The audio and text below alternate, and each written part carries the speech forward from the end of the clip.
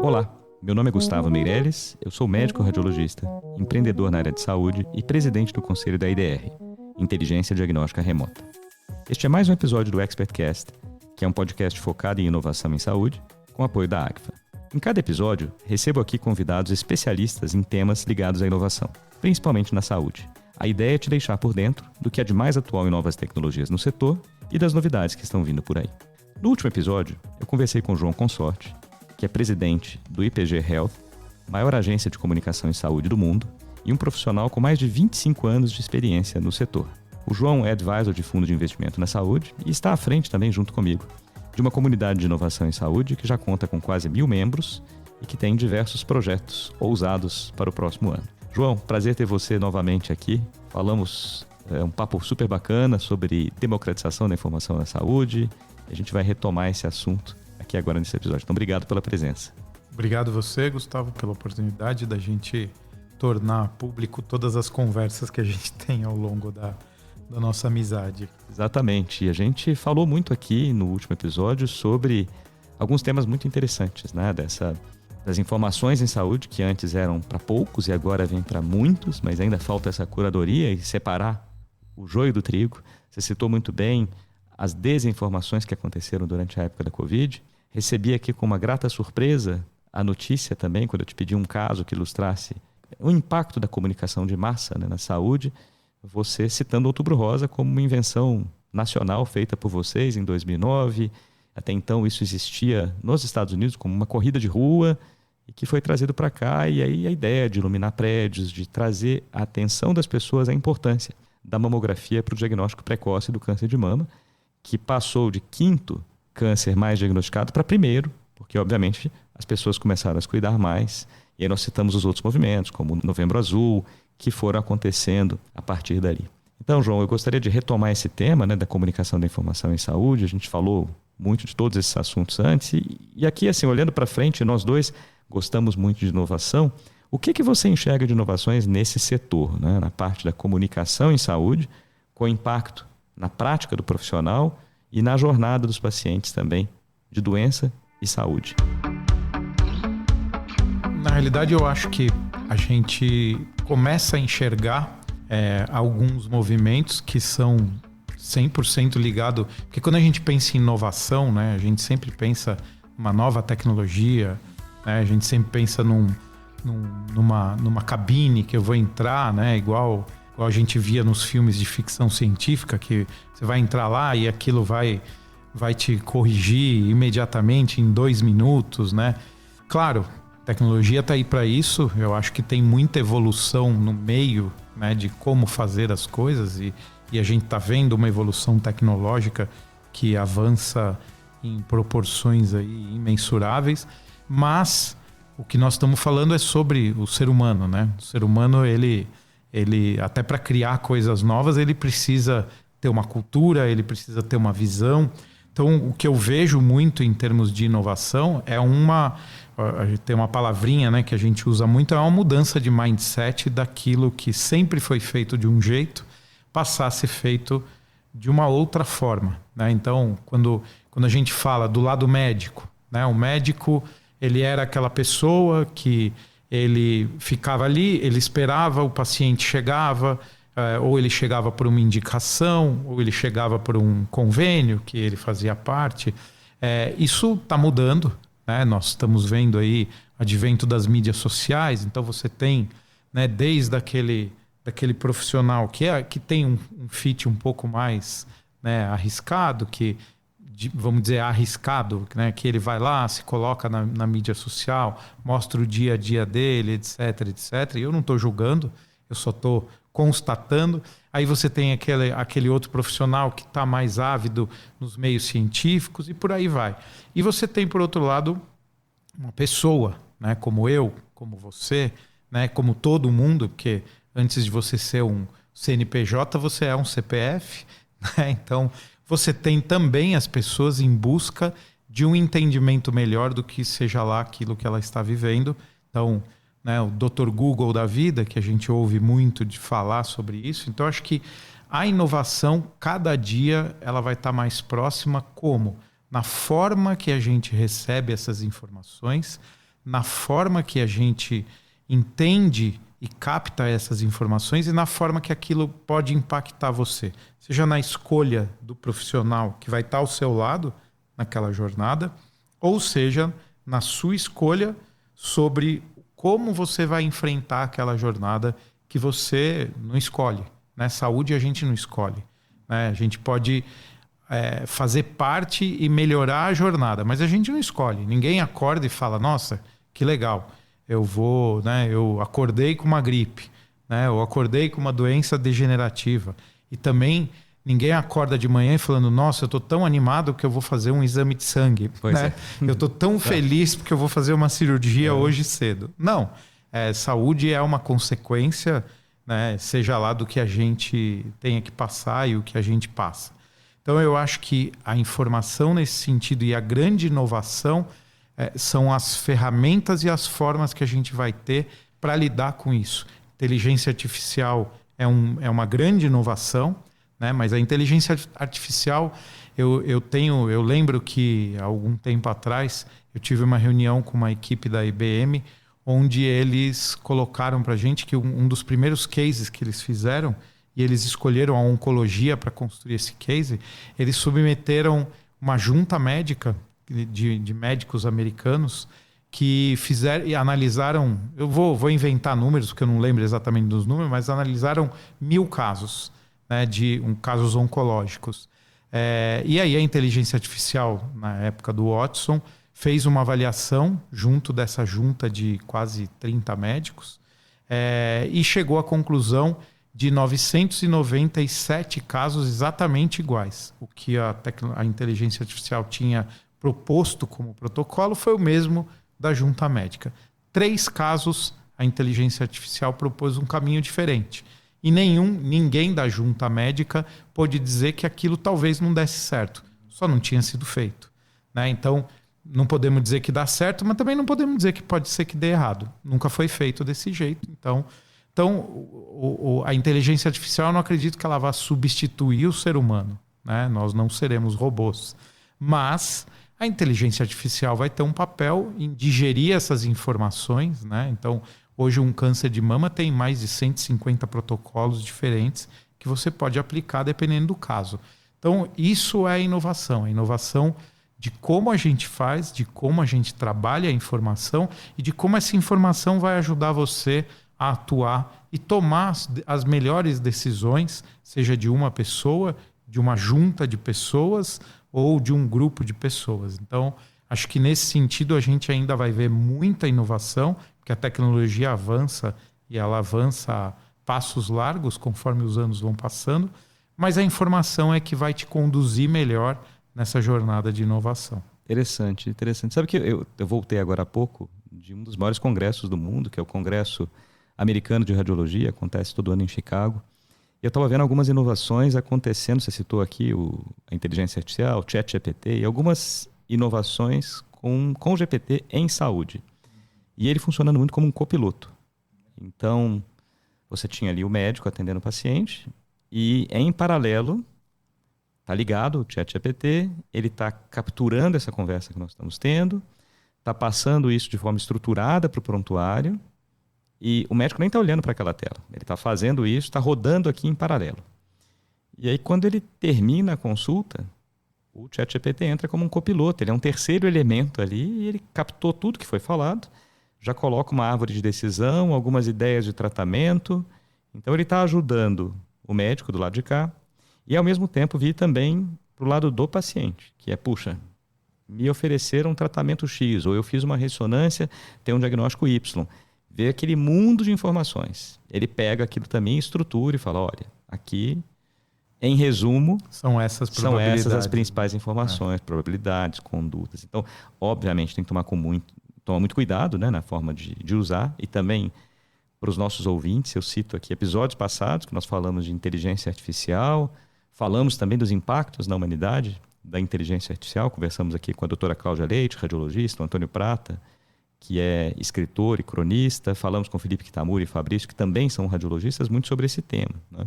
E aí eu vou puxar já aqui, tem um gancho para uma outra pergunta para você, João, que é esse mundo de informações que a gente recebe de todos os lados, né? Então, até o nosso projeto mesmo na Comunidade de Inovação em Saúde agora para o próximo ano é fazer uma boa curadoria e conseguir ter um portal que tenha conteúdo bem estruturado e que as pessoas possam consumir informação de boa qualidade. Porque, senão, imagina se eu chegar aqui agora e falar, vou entrar no Google e vou procurar ChatGPT em saúde, eu vou ter milhões de coisas para ler.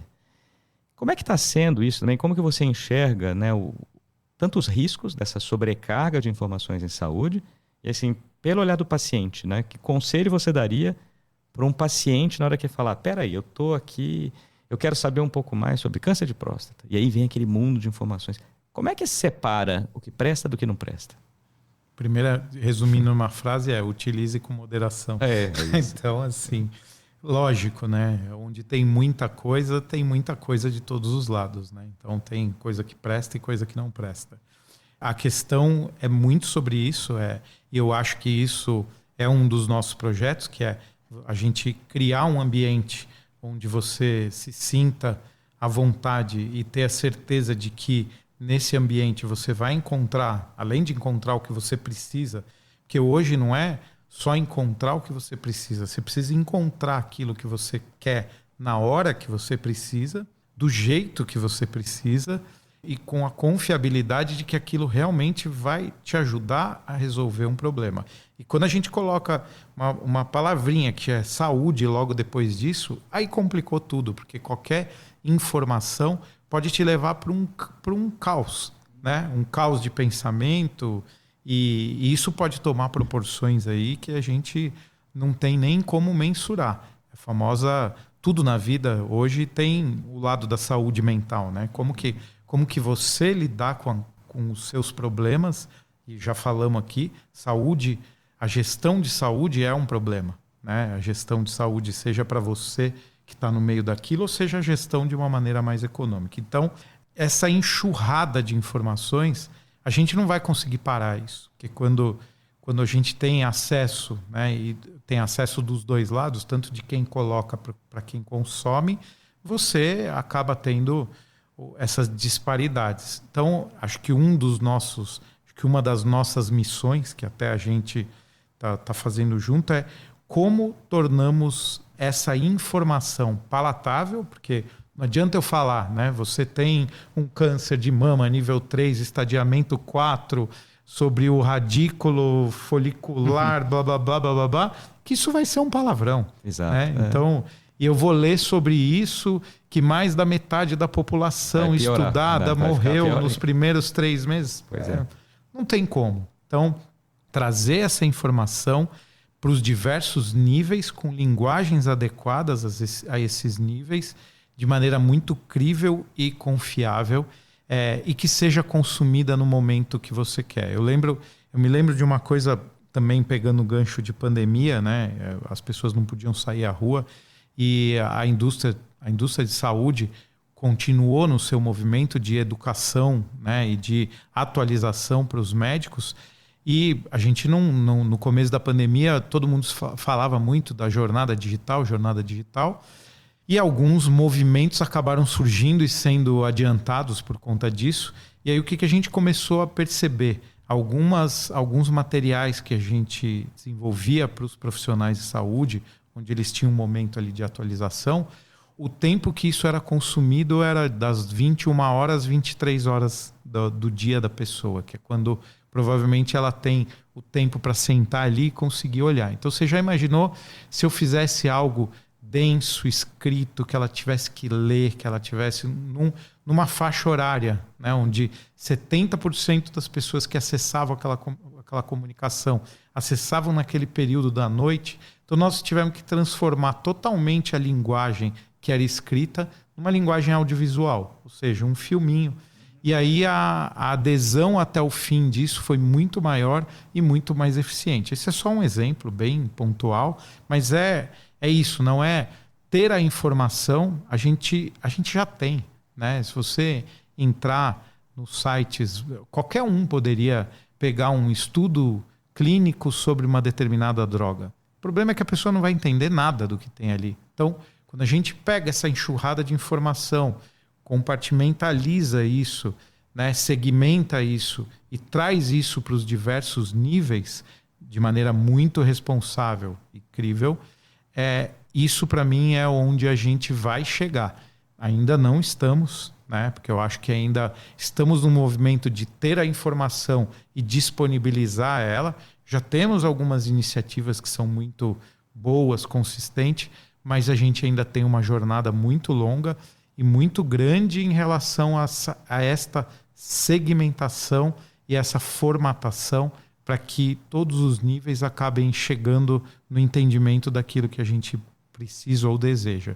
E essa é uma das missões que a gente vem abraçando. Né? É interessante, você está citando aqui, né, esse horário aí das 21 horas, até a pessoa, as 23. 21 às 23, que é o horário que, puxa, final do dia, o que a pessoa menos quer é ter que ficar vendo uma informação muito pesada, né? Tá ali, olha, vou ver uma novela, vou ver um jogo de futebol, E eu me lembro também, aí citando para o lado do profissional de saúde, nos Estados Unidos eles falam do pajama time, que são o médico passa o dia atendendo, e aí o momento que ele tem para conseguir estruturar a informação num prontuário é esse horário do pijama, que ele está deitado, literalmente, ele está deitado na cama com o laptop no colo, e ali pegando tudo que ele fez durante o dia, olha, eu conversei, o João Consorte foi lá, né? Aí ele passa a consulta, e é isso que eu acho que o GPT vai ajudar demais, né? Para conseguir tirar essa carga burocrática do profissional de saúde.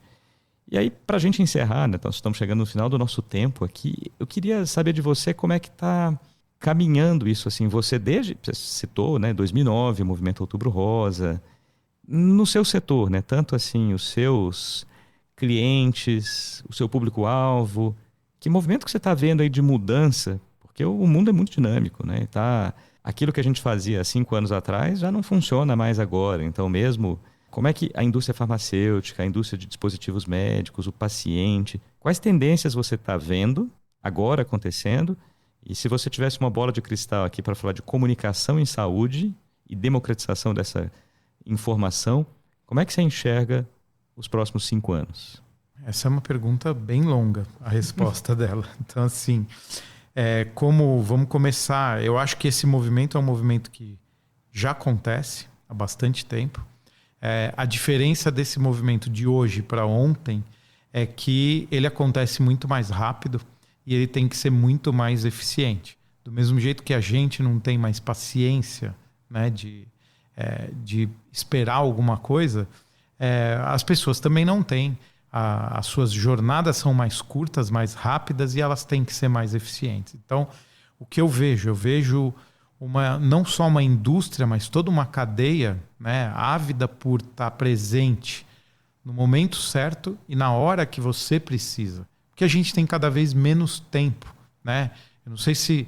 Vou pegar aqui e fazer uma analogia, né? Você antes queria ir a uma consulta médica, então você ia lá, ligava para uma secretária, aí você marcava um horário, aquele horário às vezes demorava, aí você ia na consulta, o médico atrasava um tempão. Você ficava sentado naquela sala de espera 2, 3 horas, aí você chegava, ele te olhava, ele pedia uma lista de alguns exames, você ficava ali, ele te examinava. Como essa jornada é hoje? Você manda um WhatsApp, né? Esse WhatsApp ele fala, não, posso te ver daqui 10 minutos. Você entra online, ele te olha, pede uma lista de exames, avalia, sem você estar com ele, e aí ele vai lá, te chama e faz um possível diagnóstico. Então, assim, é a jornada, né? As jornadas hoje são mais curtas, a gente mal tem tempo para sair para jantar, né? Quanto tempo a gente está falando de sair para jantar, a gente não consegue. Então, eu acho, o que eu vejo de movimento dentro da nossa indústria ao mesmo tempo, a tentativa de acompanhar tudo isso e aí trazer novas tecnologias, trazer novas formas para que essa relação seja uma relação mais próxima. Não acho que a gente vai perder essa história da relação médico-paciente, profissional de saúde. Isso eu acho que vai continuar existindo, só que de uma forma diferente, de uma forma que as novas tecnologias nos apoiem e nos facilitem, que é sobre isso que nós estamos falando. E eu acho que tem muita coisa para acontecer nos próximos anos. Eu, particularmente, não acredito que esse modelo de saúde que a gente vive hoje é é o modelo que vai levar a gente para os próximos 5 anos. Eu acredito que a gente vai ver uma transformação bem grande na forma que a gente desempenha. Dados sobre saúde existem. Eu costumo dizer que a indústria de saúde é a indústria que tem dados desde sempre, né? Agora, como usar esses dados, como trabalhar esses dados e como trazer isso para uma realidade de prevenção. Não acho que a saúde, as doenças vão deixar de acontecer. Não, a doença existe desde que o mundo é mundo, né? Vamos falar de novo do Covid. Nunca a gente vai conseguir eliminar o vírus da Covid, né? Só se tiver uma guerra nuclear e o mundo acabar. Então, a gente tem que aprender a conviver com o vírus do Covid e que ele não cause um impacto a ponto de não deixar a gente sair de casa. Ao mesmo tempo, quanto menos a gente olhar para a saúde, maiores são as chances de você ter impactos que talvez te tirem de dentro, te tirem, né, da liberdade de sair à rua. Então, eu vejo muito esse movimento na indústria como um todo. A indústria que eu falo é a indústria de saúde, onde nós estamos numa transição entre o que eu acredito que vai acontecer para os próximos 5 anos do que a gente já viveu nos últimos 20 anos. É óbvio que tem evolução no meio de tudo isso, porque existem novas tecnologias, existem novas formas, mas é o que eu costumo dizer em comunicação, né? A criatividade, ela sempre vai ser inerente ao ser humano. Claro que as novas tecnologias podem me ajudar a criar melhor, mas a ideia, ela é uma ideia que nasce de uma mente. É a mesma coisa que os processos de saúde. Eles podem ser mais eficientes, mais rápidos, para que eles te acompanhem no seu dia a dia, da forma que é o seu dia a dia, mas eles precisam de muito estudo, de muita análise para se chegar a algumas conclusões. Medicina é uma cadeira exata, né? Apesar dela ser biológica na escola, ela é exata. Ninguém faz medicina botando o dedo ao vento e decidindo se você vai para a esquerda ou para a direita. Felizmente, né? Graças a Deus. Já foi assim. Já foi. Felizmente. Excelente, João. Puxa, foi um ótimo papo aqui, né? Acho que esse tema, você citou dados aqui também, me lembro um dos nossos primeiros episódios foi sobre dados em saúde. Nós começamos falando da organização dos dados, chegamos até a parte de monetização, né? Falei com o Bruno Aracati, que é um dos responsáveis da Drumwave, que é uma empresa que está lidando com essa gestão dos dados para o indivíduo, não só em saúde, mas como um todo. E com Edson Amaro, que cuida da parte de Big Data no Hospital Israelita Albert Einstein, aqui em São Paulo. E você lembrou aqui da importância dos dados na saúde, da comunicação adequada. Nós falamos de diversos casos muito interessantes, destacando-se o Outubro Rosa, foi criado por vocês aqui no Brasil em 2009, virou um sucesso, aumentando as taxas de detecção precoce do câncer de mama. Citou também a importância dessa curadoria da informação em saúde, dessa mudança do modelo que o setor vem passando, que a gente vai para um outro lado. Obviamente o profissional de saúde continua muito à frente, mas o paciente aqui tem mais informação e a importância de uma gestão de qualidade dessa informação que recebe para que a desinformação não prevaleça sobre o conteúdo que a gente precisa passar. Então, João, obrigado de novo pela presença aqui. Foi um prazer ter você ao longo desses 2 episódios. Eu aprendi bastante sobre a área de comunicação e saúde, venho aprendendo com você aí nos últimos meses e tenho certeza que quem está nos ouvindo também. Obrigado por estar aqui. Obrigado você pela oportunidade de dividir um pouco desse conhecimento, e as pessoas que quiserem falar comigo, eu adoro falar e adoro contar histórias, né? Essa é a minha vida, criar storytellings. Podem me procurar nas redes sociais, joão.consorte, e vai ser um prazer. E eu reforço aqui, o João super acessível, então para quem tiver interesse em falar com ele já deixou aqui o contato, vocês vão encontrar o João nas mídias sociais, ou podem fazer contato comigo e eu faço a ponte. E também para os interessados nessa comunidade que nós criamos e vem crescendo aí de inovação em saúde, também podem fazer contato comigo, que eu dou mais informações para aqueles que quiserem se juntar. E acho que o último ponto aqui, nós falamos da importância da boa comunicação e da democratização do acesso à mesma na saúde. Então, para você que está nos ouvindo, aproveite e envie esses 2 episódios para os seus contatos, para os seus amigos, compartilhe nas suas mídias sociais. Essa é uma das formas de garantirmos que boas informações em saúde cheguem no maior número de pessoas. Muito obrigado a todos e até o próximo episódio.